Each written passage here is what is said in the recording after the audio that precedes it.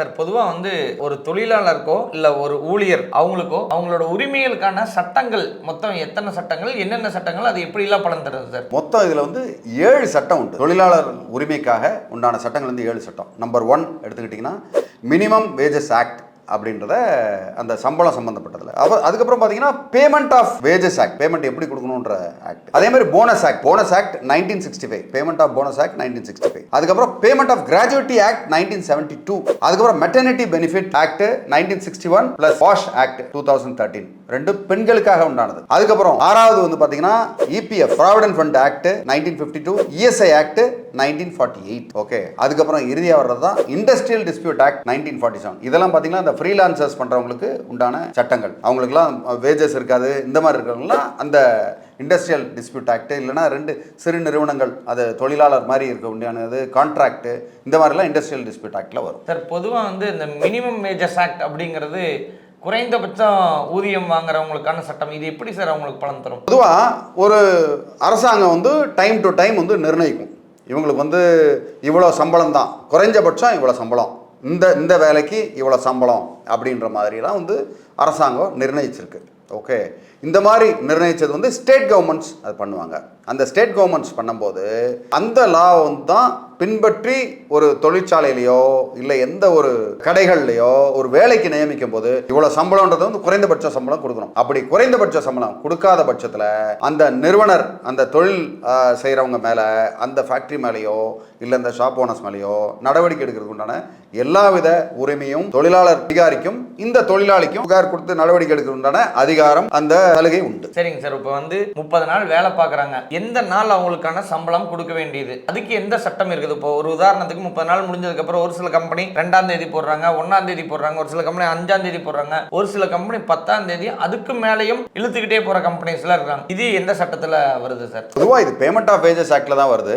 இந்த மாதிரி payment of wages ஆக்ட்ல என்னைக்கு வந்து பணம் கொடுக்கணும் அப்படின்றது பார்த்தீங்கன்னா ஒரு மாதம் முடிஞ்ச உடனே அடுத்த மாதத்தில் கண்டிப்பாக கொடுத்துடணும். பெரும்பாலும் ஒரு சில நிறுவனங்களில் பார்த்தீங்கன்னா அந்த 1ஆம் தேதியை கொடுத்துருவாங்க, 1ஆம் தேதி கொடுத்துருவாங்க. ஒரு சில நிறுவனங்கள் வந்து 5ஆம் தேதி, 6ஆம் தேதி, 7ஆம் தேதி அந்த மாதிரி எடுத்துட்டு போவாங்க. என்ன பொறுத்த வரைக்கும் இதை வந்து ஒரு 10ஆம் தேதிக்குள்ள கொடுத்துட்டாங்கன்னா, ஏன்னா எல்லா சிறு குறு தொழில்கள்லாம் வந்து ரொம்ப வளரணும்னா ரொம்ப ஸ்ட்ரிக்டா இருக்க முடியாது. அரசாங்கமும் ரொம்ப போட்டு இத்தனாம் தேதி நீ கொடுத்தாகணும் அப்படின்னா மூடிட்டு போயிடுவான். முதல் வாரம் ஒரு 10 நாளைக்குள்ளேயோ அவங்க கொடுத்துட்டா நல்லது. ஓகே, அப்படி கொடுக்காத பட்சத்தில் கண்டிப்பா அந்த நிறுவனர் மேல நம்ம நடவடிக்கை, அந்த ஃபேக்டரி மேல நடவடிக்கை எடுக்கணும்னா எல்லா வாய்ப்புகளும் நமக்கு இருக்கு. சரிங்க சார், இப்போ ஒரு கம்பெனி வந்து டார்கெட் அப்படின்னு டிசைட் பண்றாங்க, ஒரு இந்த மாசம் 50 லட்சத்துக்கு நீங்க உழைச்சிங்கன்னா இவ்வளோ தர்றேன் அப்படின்னு சொல்லிட்டு, ஆனா அவங்களுக்கு சேலரி மட்டும் ப்ராப்பரா வந்துருச்சு, அந்த டார்கெட் பண்ணா போனஸ் அப்படிங்கிறது வரவே இல்லை. அப்ப அந்த வராத அமௌண்ட்டை எந்த சட்டத்திற்கு நம்ம கிளைம் பண்ண முடியும் சார்? பொதுவாக இந்த மாதிரி சட்டங்கள்லாம் வந்து ஒரு இண்டஸ்ட்ரியல் டிஸ்பியூட் ஆக்ட்ல வரும். சும்மா ஓரலா வாய்மொழியா சொன்னாங்க நான் கொடுக்குறேன் அப்படின்னு சொன்னாங்க அப்படின்லாம் இல்லை. அந்த கம்பெனியில இவங்களுக்கு கொடுத்துருக்காங்க, உங்களுக்கு வந்து இவ்வளவு வேலை செஞ்சீங்கன்னா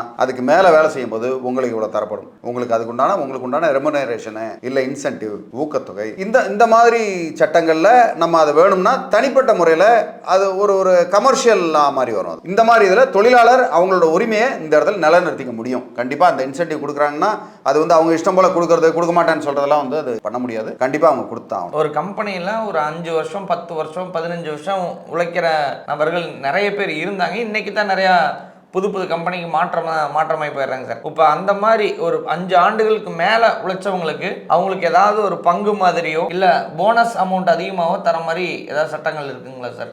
கண்டிப்பாக போனஸ்ன்றது வருஷம் ஒரு தடவை போனஸ் கொடுக்கணுன்ற சட்டம் இருக்குது, நம்பர் 1. அது தவிர கிராஜுவிட்டியா பேமெண்ட் ஆஃப் கிராஜுவிட்டி ஆக்ட் 1972 இருக்குது. அதில் பார்த்தீங்கன்னா ஒரு 5 வருஷத்துக்கு மேலே வேலை செஞ்ச எந்த ஒரு தொழிலாளிக்கும் அவங்க போகும்போது அவங்களுக்கு ஒரு செட்டில்மெண்ட் ஒன்று கொடுக்கணும். வருஷத்துக்கு 15 நாள் சம்பளம் கண்டிப்பாக அது கொடுக்கணும். அவங்களுக்கு வந்து நிறைவாக அவங்களுக்கு ஒரு செட்டில்மெண்ட் கொடுக்கணும்ன்ற சட்டம் இருக்கு. அது வந்து அவங்களா இஷ்டப்பட்டு கொடுக்கறதெல்லாம் கிடையாது. அது கண்டிப்பா 5 வருஷத்துக்கு மேல இருந்தா கண்டிப்பா கொடுக்கணும்ன்ற சட்டம் இருக்கு. அந்த சட்டத்தின் கீழ் அந்த தொழிலாளிக்கு அவங்க விருப்பப்பட்டு போனாலும் சரி, இல்லை இவங்க அனுப்பிச்சாலும் சரி, இல்லை வேண்டாம் போதுன்னு அனுப்பிச்சாலும் அந்த பேமெண்ட் ஆஃப் கிராஜுவிட்டி 1972 அதன்படி அவங்களுக்கு கொடுக்கணும் சார். இப்போ பெண்களுக்கு வந்து அந்த மகப்பேறு காலத்தில் அவங்களுக்கு அந்த ஊதியத்துடன் கூடிய விடுமுறை அப்படிங்கிறது கட்டாயம் ஒரு கம்பெனி கொடுத்தே ஆகணுங்களா? கண்டிப்பாக கொடுக்கணும். இது இப்போ இல்லை, நீங்கள் மெட்டர்னிட்டி பெனிஃபிட் ஆக்ட் 1961 அதை கொண்டு வந்து இப்போ யாராவது ஒரு தொழிலாளி இது மாதிரி பெண்கள் இருந்தாங்க, அவங்களுக்கு மெட்டர்னிட்டி பெனிஃபிட் வேணும்னா கண்டிப்பாக அவங்களுக்கு வந்து 6 மாதம் லீவு, அதுக்குண்டான சம்பளம் எல்லாம் கொடுத்தாகணும். அது தவிர்த்து வந்து பார்த்தீங்கன்னா பெண்களுக்கு வந்து வரக்கூடிய துன்பங்கள், அங்கே வேலை செய்கிற இடத்துல ஒரு துன்பம் வந்தாலும் அதுக்குண்டான கமிட்டி ஃபார்ம் பண்ணி அந்த கமிட்டி வந்து விசாரணை பண்ணி அதுக்குண்டான நீதி பெறதும் அவங்களுடைய அந்த கடமையாயிரும். இப்போ அங்கே ஒரு ஹாரஸ்மெண்ட் நடக்குது அப்படின்னா அது எந்த கமிட்டி சார் பார்க்கும்? என்ன ஆக்ட் சார் அதுக்கு பொறுத்து? அது இன்டர்னல் கமிட்டி இருப்பாங்க. அதுவும் வந்து ஒரு பெண் தலைமை தாங்கி பெண் விசாரணை பண்ணி அவங்களுக்கு பண்ணணும். அதுக்கு ஆண் விசாரணை பண்ணுறதெல்லாம் வந்து அதில் நடக்காது. அதனால் பெண் அதிகாரி வந்து அது விசாரணை பண்ணி அவங்களுக்கு உண்டான நீதி வழங்கணும். அது வந்து பாஷ் அப்படின்ற ஒரு சட்டம் இருக்குது. அந்த சட்டத்தின் கீழே இவங்களுக்கு வந்து அந்த நீதி வழங்க வேண்டியது.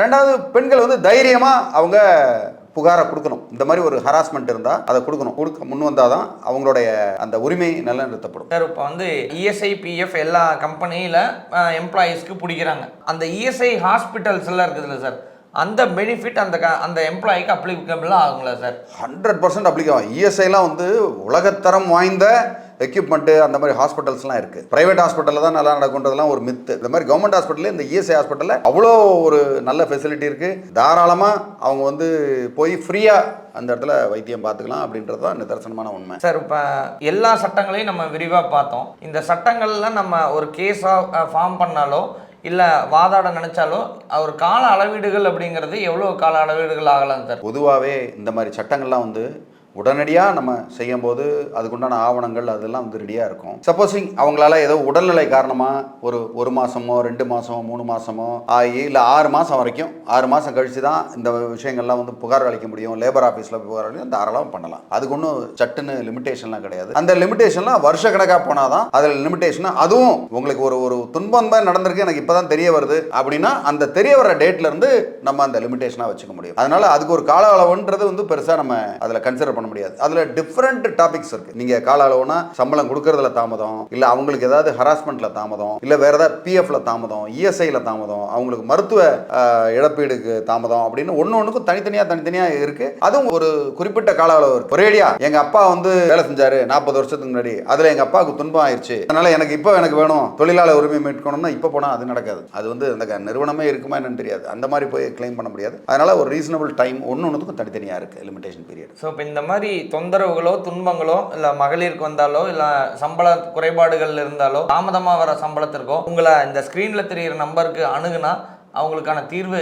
கொடுக்க முடியுமா சார்? கண்டிப்பாக கொடுக்க முடியும். அது மட்டும் இல்லாமல் நீங்கள் கமெண்ட் பண்ணாலே போதும். கமெண்ட்லேயே வந்து உங்களுக்கு ஜென்ரல் ஒரு துன்பம் இருக்குது அப்படின்னா நீங்கள் கமெண்ட் பண்ணும்போது 10 பேர் கமெண்ட் பண்ண முடியாதவங்க இருப்பாங்க, அவங்க அதை தெரிஞ்சுக்குவாங்க. தாராளமாக கமெண்ட் பண்ணுங்கள், உங்களுக்கு உதவ தயாராக இருக்கேன். நன்றி, வணக்கம்.